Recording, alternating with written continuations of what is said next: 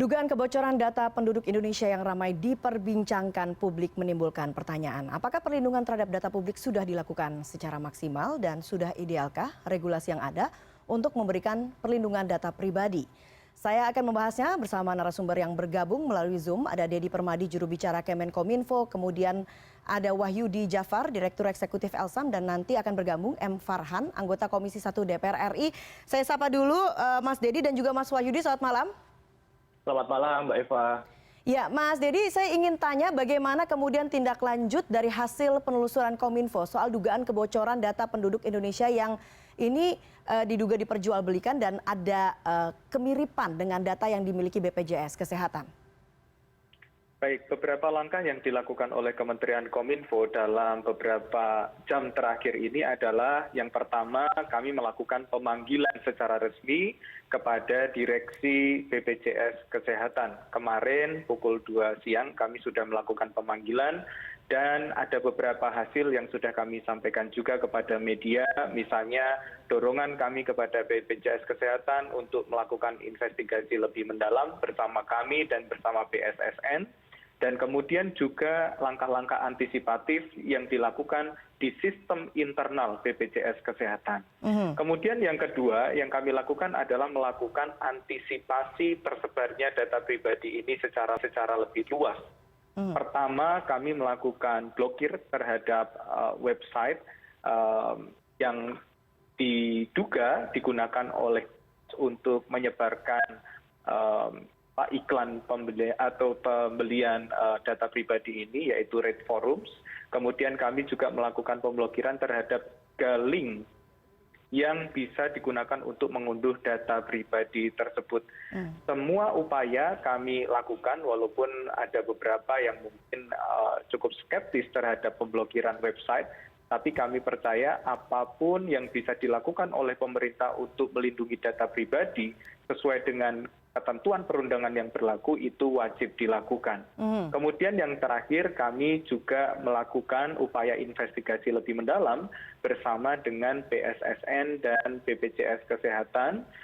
Sampai hari ini kami sudah mengidentifikasi ada 1 juta data yang kami lakukan pendalaman dan ini akan terus kami update perkembangannya kepada masyarakat Indonesia. Oke, yang kemudian ingin diketahui masyarakat adalah data-data apa saja yang kemudian diduga dibocorkan ini, seberapa detil data itu dan kemudian seberapa bahaya kemudian kalau data ini bocor. Data-data yang kami identifikasi diantaranya data pribadi berupa nama, tempat tanggal lahir, IK, ya, nomor KTP, dan kemudian ada beberapa data yang menunjukkan bahwa data ini identik dengan data BPJS Kesehatan. Misalnya pertama data NOKA atau nomor kartu keanggotaan BPJS Kesehatan. Kemudian yang kedua ada data tanggungan dan juga data keluarga, data nomor kantor yang diduga nomor kantor BPJS Kesehatan terkait, dan beberapa data yang lain yang teridentifikasi memang identik dengan data yang dimiliki oleh BPJS Kesehatan. Oke, apakah kemudian masyarakat bisa memastikan data mereka ini sudah bocor atau tidak, Mas Dedi? Nah, sesuai dengan PP 71 tahun 2019, itu diamanatkan jika terjadi insiden kebocoran data, maka pengelola data atau PSE, penyelenggara sistem elektronik terkait, harus melakukan beberapa hal. Yang pertama adalah melaporkan secara resmi kepada Kementerian Kominfo pada kesempatan pertama untuk melakukan investigasi lebih mendalam. Kemudian yang kedua kewajibannya juga adalah memberitahukan pada pemilik data pribadi tersebut. Sehingga tiap orang yang datanya diduga bocor, dia akan terinformasikan secara transparan apa saja yang bocor dari data pribadi yang mereka miliki. Dan yang ketiga, PSE atau pengelola data itu wajib melakukan pembenahan secara internal dan langkah antisipatif untuk mencegah kebocoran data yang lebih luas. Oke, artinya kalau memang betul data yang bocor ini adalah data BPJS Kesehatan, maka BPJS Kesehatan wajib untuk menginformasikan kepada pemilik data pribadi ini bahwa datanya bocor, kurang lebih seperti itu ya, Mas Dedi? Betul. Oke, Mas Wahyudi, seberapa membahayakan sebetulnya kebocoran data pribadi ini? Ya, jadi tentu kan hari ini data pribadi menjadi satu core dari seluruh proses bisnis, baik yang dilakukan oleh pemerintah, sektor-sektor publik maupun swasta. Sehingga kemudian dia menjadi rentan sekali untuk kemudian dieksploitasi atau disalahgunakan. Karena memang dia menyangkut hidup seseorang, masa depan seseorang. Seseorang itu diambil keputusan hidupnya berdasarkan pada data pribadinya, dan oleh karenanya kemudian seseorang tersebut sebagai subjek data harus memiliki kontrol penuh terhadap data pribadinya. Karena kan kerugian yang dialaminya tidak hanya semata-mata kerugian ekonomi, mungkin tetapi kerugian yang sifatnya jiwa, fisik, dan sebagainya. Kalau kita lihat misalnya beberapa kasus yang terkait dengan peminjaman online, yang terkait dengan pencurian identitas kependudukan dan seterusnya, itu kan implikasinya cukup panjang. Sehingga kemudian sebuah proses investigasi yang mendalam atas kebocoran data pribadi yang terjadi itu sangat-sangat diperlukan untuk kemudian mengidentifikasi tadi data apa saja yang dibocorkan dan kemudian resiko terhadap subjek data itu apa saja, kemudian langkah mitigasi semacam apa yang bisa dilakukan. Nah sayangnya memang kan kalau mengacu kepada legislasi dan regulasi yang berlaku hari ini, ketentuan-ketentuan itu belum terlalu solid untuk bisa memastikan hak-hak dari subjek datanya. Misalnya kalau mengacu kepada PP 71/2019 maupun Permenkominfo nomor 20 tahun 2016 tentang perlindungan data pribadi dalam sistem elektronik, itu kan proses notifikasi baru bisa diberikan dalam jangka waktu paling lama 14 hari. Artinya tidak segera setelah kejadian atau without undue delay, prinsipnya itu bisa langsung diberitahukan kepada subjek datanya. Ini yang kemudian perlu diperbaiki dalam konteks legislasi perlindungan data pribadinya. Misalnya dalam konteks notifikasi itu kan sangat bertingkat ya. Pertama misalnya ketika memang kebocorannya kecil resikonya, maka mungkin bisa langsung dimitigasi oleh pengendali datanya. Tapi ketika dia memiliki satu resiko yang cukup tinggi dan kebocoran datanya besar, dia harus lapor kepada otoritas pelindungan data. Dalam hal ini misalnya Kominfo saat ini. Lalu kemudian yang kedua, jika memang ada resiko yang tinggi bagi subjek data, misalnya ada data sensitif yang bocor, misalnya terkait dengan data kesehatan dan seterusnya, riwayat kesehatan dan sebagainya, harus ada proses notifikasi kepada subjek datanya. Meskipun kalau kita mengacu kepada Permenkominfo 20/2016 maupun tadi PP 71/2019 tentang penyelenggaraan sistem dan transaksi elektronik, sekarang itu baik risikonya kecil maupun besar, pengendali data, pengelola data dalam hal ini harus segera memberikan notifikasi kepada subjek data, kepada pemilik datanya. Ini yang kemudian juga secara umum, kalau mengacu kepada berbagai legislasi yang ada hari ini maupun regulasi yang dibentuk untuk menjalankan berbagai aturan sektoral tersebut, perlindungan yang spesifik terhadap subjek data itu belum ada. Karena misalnya PP 71/2019 itu lebih banyak mengatur tentang kewajiban dari penyelenggara sistem elektronik (PSE-nya) dalam kapasitas mereka sebagai pengendali dan prosesor data itu kan. Tetapi apa yang lebih spesifik, hak-hak apa saja yang dimiliki oleh subjek data, misalnya dia harus mengadu kemana, proses pemulihan seperti apa yang bisa mereka dapatkan ketika terjadi kebocoran, itu yang belum diatur dengan cukup baik dalam aturan-aturan yang berlaku saat ini. Sehingga kemudian sebuah undang-undang pelindungan data yang komprehensif hari ini menjadi sangat dibutuhkan untuk tidak kemudian terus mengulang pada situasi yang sama, praktek-praktek kebocoran, insiden kebocoran yang terjadi sebelumnya. Tapi dalam kasus yang sekarang ini kami cukup memberikan apresiasi kepada Kominfo.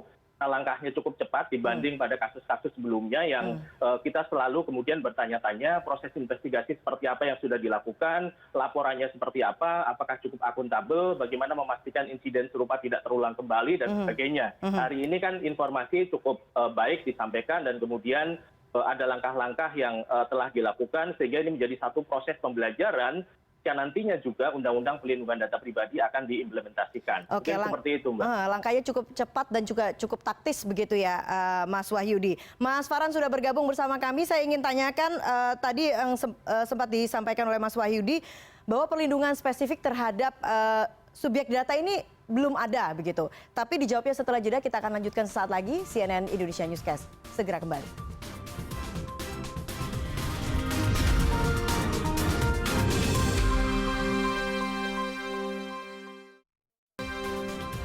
Ya, kembali kami lanjutkan dialog. Saya langsung ke Mas Farhan. Mas Farhan, seperti yang tadi disampaikan Mas Wahyudi, perlindungan yang spesifik terhadap subjek data ini belum ada. Artinya regulasi untuk melindungi data pribadi ini sebetulnya belum ideal di tanah air. Anda setuju dengan pendapat itu? Setuju sekali, makanya kita udah 2 periode di DPR nih ngebahas rancangan undang-undang perlindungan data pribadi nggak selesai-selesai, bikin pusing juga sih. Tapi sebetulnya memang ada beberapa hal yang sangat-sangat krusial dalam perdebatan di RUU ini yang saya sekarang bisa mengerti mengapa ternyata pembahasannya begitu lama. Karena bagaimanapun juga, baik dari sisi pemerintah maupun sisi DPR, kita ingin menjadikan rancangan undang-undang ini sebagai rancangan undang-undang yang bisa diaplikasikan tanpa mengundang banyak kontroversi dan mengundang atau memerlukan revisi-revisi sepanjang jalan gitu. Bahwa sekarang terjadi beberapa pelanggaran yang menarik perhatian dan bahkan mengkhawatirkan, itu memang harus selalu dijaga sama-sama. Tapi kan pertanyaannya sekarang, sadarkah kita bahwa kebocoran-kebocoran ini juga terjadi lewat hal-hal yang kelihatannya seperti legal. Contohnya ada kerjasama antara Himbara, ya. Himbara ini ada kerjasama Himbara dengan Direktorat Jenderal Dukcapil Kemendagri untuk bisa mengakses data iktp bagi pengadaan atau untuk penyelenggaraan layanan perbankan gitu. Nah, ini kan sesuatu yang juga harus kita perhatikan baik-baik. Lalu bagaimanakah dengan pengelolaan dan penyimpanan data pribadi dari masyarakat yang menjadi pelanggan telepon atau kartu telepon atau SIM card yang prabayar, karena kan mesti melaporkan NIK dengan kartu keluarganya sekalian. Nah, hal-hal seperti ini itu kita menyebutnya sebagai bocor halus. Memang harus diatur oleh sebuah level sekelas undang-undang. Nah, di undang-undang inilah yang ternyata perdebatannya ternyata tidak semudah itu gitu. Perdebatannya sangat alot. Oke, artinya problematikanya bukan hanya sekedar masalah hacker yang kemudian sedang terjadi saat ini, tapi lebih luas begitu, Mas Farhan. Iya, Soal betul sekali. data pribadi Karena ini. bagaimanapun juga apa yang terjadi sekarang ini adalah sebuah kondisi yang membuat baik itu pemerintah di Kominfo ataupun para akademisi itu menjadi sporadis gitu. Kenapa? Karena memang nggak ada dasar hukum yang cukup kuat untuk melakukan penindakan misalnya. Penindakan terhadap mereka yang membocorkan dan mengelola data pribadi secara tidak baik dan benar tuh nggak ada. Sekarang yang bisa dilakukan maksimum oleh Kominfo yaitu seperti yang disampaikan sama Mas Teddy tadi, diblokir aja, selesai. Apakah kita kemudian bisa mempidanakan mereka yang menjual? Nggak bisa.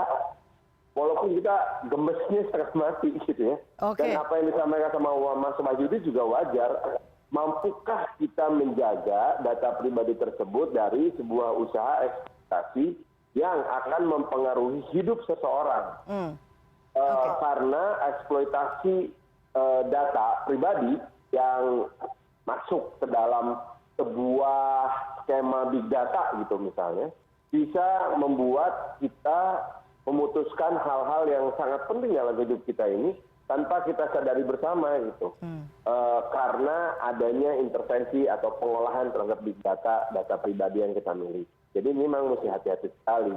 Apakah kemudian BPJS bisa ditindak? Ya nggak bisa. BPJS Kesehatan sebagai sumber kebocoran itu hanya dianggap lalai. Nggak bisa, nggak ada sanksi yang bisa kita berikan apa-apa. Mungkin Kominfo nanti akan galaknya setengah mati sama BPJS Kesehatan. Tetapi apakah bisa dipidanakan? Apakah pejabat di BPJS Kesehatan itu karena kelalaiannya bisa dituntut secara hukum? Ya nggak bisa. Makanya dibutuhkan rancangan undang-undang perlindungan data pribadi sesegera mungkin. Oke, Mas Deddy, apakah memang masalah kewenangan untuk memberikan sanksi ini juga menjadi betul-betul salah satu yang menjadi kendala untuk memberikan perlindungan secara maksimal terhadap data pribadi masyarakat? Ya, Saya sangat sepakat dengan Kang Farhan tadi bahwa produk undang-undang kita memang harus diperkuat diantaranya melalui RUU Pelindungan Data Pribadi. Ini PR kami bersama Pak Kominfo dengan Kang Farhan di DPR RI ya, dan kita harapkan ini bisa sesegera mungkin dilakukan penyelesaiannya. Yang kedua adalah bahwa Kominfo saat ini mengeluarkan daya upaya yang bisa sesuai dengan regulasi existing yang ada untuk melakukan penanganan terhadap dugaan kebocoran data ini. Kita punya PP 71, kita punya Undang-Undang ITE, kita punya Permen Kominfo tentang pelindungan data pribadi. Yang sudah ada ini kita optimalkan sebagai landasan untuk langkah-langkah Kominfo melakukan beberapa tindakan untuk pencegahan dan juga penyelidikan. Nah, dari 3 produk undang-undang yang tadi selain melakukan pemblokiran terhadap situs Red Forums dan juga akun Kots dan juga 3 akun link bfiles.com, mega.nz dan anon files, juga dilakukan beberapa langkah lain. Misalnya panggilan terhadap direksi BPJS Kesehatan sudah kami lakukan kemarin karena menurut mandat dari PP 71 itu bisa dilakukan bahwa siapapun diduga menjadi pengelola data pribadi dan terjadi kemungkinan kebocoran data harus melaporkan kepada Kominfo pada kesempatan pertama. Sanksi administratifnya dimungkinkan juga, diantaranya mulai dari surat teguran sampai dengan penghentian sementara izin untuk menjadi PSE atau penyelenggara sistem elektronik ataupun pengelola data. Nah, kemudian upaya-upaya lain juga kita lakukan, misalnya tetap melakukan digital forensik bersama-sama dengan BSSN dan juga Mabes Polri. Ini semuanya kita lakukan dengan payung hukum yang existing. Memang belum ideal, tetapi untuk mencegah kebocoran yang lebih luas, ini harus kita lakukan di pelindungan data pribadi kepada masyarakat Indonesia. Oke, sanksi-sanksi tersebut apakah dinilai efektif? Apakah justru nantinya tidak akan merugikan dari pihak pemilik data sendiri? Misalnya, kalau tadi Mas Deddy mengatakan bahwa sampai setegas penghentian sementara pengelolaan data. Mas Wahyudi, Anda melihatnya seperti apa? Ya, jadi memang kalau melihat regulasi dan legislasi yang ada hari ini tadi belum ideal karena memang bagaimana menciptakan efek jerah. Pertama bahwa kebocoran tidak akan terjadi kembali dan yang kedua memastikan ada pemulihan hak terhadap subjek datanya. Terkait dengan sanksi kan memang tadi seperti disampaikan oleh Pak Deddy, pertama adalah sanksi administratif dalam bentuk teguran sampai kemudian penghentian sementara sistemnya. Yang ini kemudian menimbulkan tanda tanya terkait dengan bagaimana kemudian nasib data yang ada di dalam sistem tersebut. Misalnya sekarang dalam konteks yang diperjualbelikan melalui beberapa dark web maupun beberapa situs, yang jadi pertanyaan adalah bagaimana dengan data-data yang sudah ada di dalam situs tersebut, apakah bisa dijangkau atau seperti apa, atau jangan-jangan itu bisa dilakukan pemrosesan data lanjutan yang justru malah akan semakin merugikan bagi subjek datanya. Ini yang kemudian butuh penelaahan lebih mendalam tadi melalui proses digital forensik dan juga investigasi untuk kemudian memberikan satu kesimpulan kebocoran itu sebagai akibat dari kebocoran sistemnya atau kerusakan sistemnya atau memang human error. Harus kita akui bahwa dalam banyak kasus kebocoran data pribadi itu muncul terjadi karena human error karena memang orangnya. Misalnya hari ini dengan situasi pekerja yang work from home dan sebagainya, mengharuskan alat berpindah dan seterusnya, ya itu kan bagian dari human error. Atau yang kedua memang security sistemnya ada persoalan. Ini yang kemudian perlu dipertegas nantinya dengan penerapan Undang-Undang Pelindungan Data. Salah satu prinsip penting dalam perlindungan data pribadi itu kan prinsip integritas dan kerahasiaan. Prinsip integritas dan kerahasiaan itu mengandekan bahwa dalam pemrosesan data pribadi, pengendali data harus melakukan pseudonymisasi dan juga melakukan enkripsi terhadap data-data yang diprosesnya. Memastikan bahwa tidak ada gangguan terhadap confidentiality data, atau kemudian gangguan terhadap integritas datanya, atau juga gangguan terhadap availability datanya, ketersediaan datanya. Yang kemudian nanti dari proses investigasi akan bisa diketahui apakah betul ada gangguan-gangguan pada 3 hal tersebut. Kalau confidentiality sudah pasti terbuka ya, karena ada disclosure data pribadi hari ini. Terkait dengan integritas, ini juga nanti kita bisa cek apakah integritasnya berubah atau tidak. atau kemudian jangan-jangan yang ketiga, data itu sudah tidak bisa diakses sama sekali. Artinya ada praktek pencurian identitas, subjek data tidak bisa lagi mengontrol data pribadinya, sehingga kemudian kesimpulannya misalnya sampai pada level ganti nomor identitas seseorang. Nah, ini yang juga di banyak negara banyak terjadi. Sampai kemudian perubahan NIK seseorang, karena NIK itu sudah tidak bisa lagi dikontrol, dikuasai oleh subjek datanya. Terkait dengan sanksi yang lain, sanksi pidana memang, sebenarnya kalau kita melihat beberapa rumusan ketentuan dalam Undang-Undang Informasi dan Transaksi Elektronik, terutama yang terkait dengan perubahan dan juga serangan terhadap integritas data dan seterusnya, sebagaimana diatur ketentuan pasal 31 sampai dengan ketentuan pasal 35 Undang-Undang Informasi dan Transaksi Elektronik, proses investigasi ini nanti akan bisa diketahui apakah memang ada upaya pertasan terkait dengan sistem keamanan BPJS atau ada human error dan sebagainya, sehingga kemudian di situ akan ditemukan apakah ada elemen pidananya atau tidak. Kalau memang ada elemen pidananya, maka kemudian bisa menggunakan ketentuan yang ada dalam Undang-Undang Informasi dan Transaksi Elektronik, karena ini kan bagian dari serangan terhadap confidentiality, integrity, dan availability of data. Yang ini bagian dari cyber dependent crime. Itu juga bagian dari yang diatur oleh Undang-Undang Informasi dan Transaksi Elektronik. Yang memang masih kosong itu kan sanksi terkait dengan denda.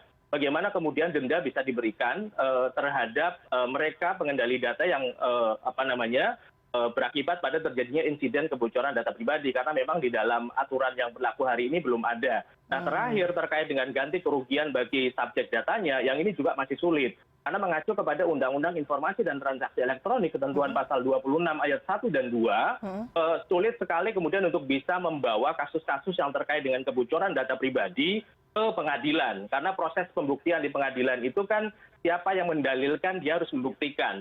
Nah, untuk bisa menghadirkan bukti betul bahwa seseorang data pribadinya telah disalahgunakan, telah dibocorkan ke muka pengadilan, itu satu hal yang berat. Kecuali memang Kominfo dalam hal ini nantinya, dari proses investigasi dan forensik yang dilakukan, bisa menemukan bukti bahwa misalnya datanya Kang Farhan adalah bagian dari data yang dibocorkan, maka Kang Farhan bisa menggunakan bukti itu untuk kemudian proses gugatan ganti kerugian ke pengadilan dengan mengacu pada mekanisme perdata sebagaimana diatur oleh ketentuan pasal 26 Undang-Undang Informasi dan Transaksi Elektronik. Mungkin begitu, Mbak Eva. Oke. Dan catatan-catatan itu yang menurut Anda patut ada di dalam Undang-Undang Perlindungan Data Pribadi nantinya kemudian, sehingga diharapkan Undang-Undang Perlindungan Data Pribadi. Undang-Undang Data Pribadi sih semua sudah jelas, tidak perlu ada lagi pelaporan secara pribadi. Kalau di ITE kan dikatakan bahwa justru sayanya yang mesti melaporkan dan membuktikan, dibantu sama Kominfo gitu. Jadi kalau misalkan ada berapa juta, kemarin 12,6 juta orang itu ya, maka 12,6 juta ini mesti serempak melakukan pengaduan perdata secara individu. Kalau yang sekarang 279 juta. Hukum acaranya akan sangat susah. Tapi kalau dengan undang-undang PDP, maka sanksi tersebut akan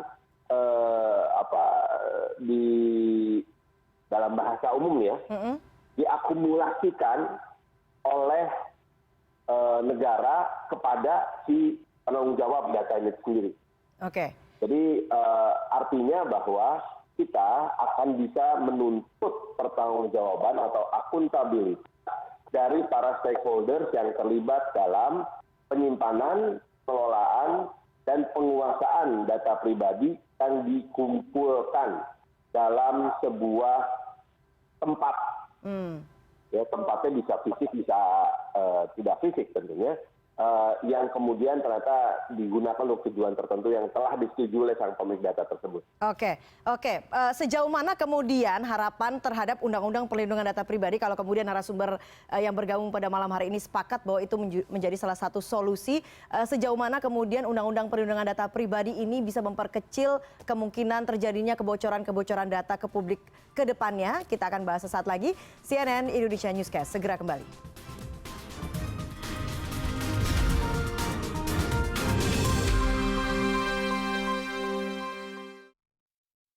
Ya, saya lanjutkan dialog. Mas Dedi, bagaimana kemudian kita masyarakat bisa berharap Undang-Undang Perlindungan Data Pribadi ini bisa menjadi solusi agar ke depannya tidak terjadi kebocoran data publik? Baik, sebetulnya dari sisi kami ya Mbak, ini kita anggap sebagai pekerjaan bersama. Jadi yang pertama dari sisi regulasi memang betul harus diperkuat. pemerintah dalam hari ini Kominfo dengan Komisi 1 DPR RI harus bekerja keras dan kami yakin kami dan tim Kang Farhan di DPR RI sekarang sedang bekerja keras untuk itu. Yang kedua dari sisi pengelola ataupun PSE, Negara Sistem Elektronik, itu pun harus memiliki kesadaran penuh untuk melakukan evaluasi secara berkala untuk memastikan sistem keamanan siber mereka itu aman. Bisa dibantu dengan investigasi oleh BSSN secara berkala jika diperlukan. Dan yang ketiga dari sisi masyarakatnya atau publiknya, karena seringkali permasalahan kebocoran data pribadi ini juga terkait dengan kesadaran atau literasi digital masyarakat. Sehingga melalui 3 komponen ini, dari sisi regulasi kita perkuat, dari sisi PSE ataupun pengelola datanya mereka punya kesadaran penuh untuk selalu melakukan evaluasi, dan dari sisi masyarakat juga punya literasi yang cukup untuk menyadari bahwa mereka harus melindungi data pribadi kita masing-masing. Kira-kira itu Mbak, bahwa ini adalah pekerjaan bersama memang. Pekerjaan bersama begitu ya. Mas Farhan, Anda sepakat dengan itu? Ada 3 hal, ada 3 entitas yang kemudian juga tidak hanya regulasinya juga, tapi juga pihak-pihak yang berkepentingan juga harus menjaga ini. Secara proses politik sebetulnya sekarang ini kami di Komisi 1 sangat berharap bahwa pimpinan DPR RI masih memberikan izin kepada kita untuk melakukan atau melanjutkan pembahasan RUU PDP, karena sebetulnya kalau melihat dari peraturan MD 3 dan juga peraturan penyusunan undang-undang, kita ini udah melewati deadline yang ada gitu. Jadi harus ditunda ke tahun 2022. Tetapi akan kondisi sekarang kami harapkan bisa kami selesaikan pada tahun 2021 dan mendapatkan izin dari pimpinan DPR RI. Kemudian kami juga berharap bahwa perdebatan atas otoritas perlindungan data pribadi antara pihak pemerintah dengan pihak DPR RI ini bisa segera diselesaikan sehingga kita bisa memastikan implementasi atau pengesahan dari RUU PDP ini sesegera mungkin karena kita sangat membutuhkannya. Oke, semendesak apakah sebetulnya Undang-Undang Perlindungan Data Pribadi ini, Mas Wahyudi? Terakhir dari Anda.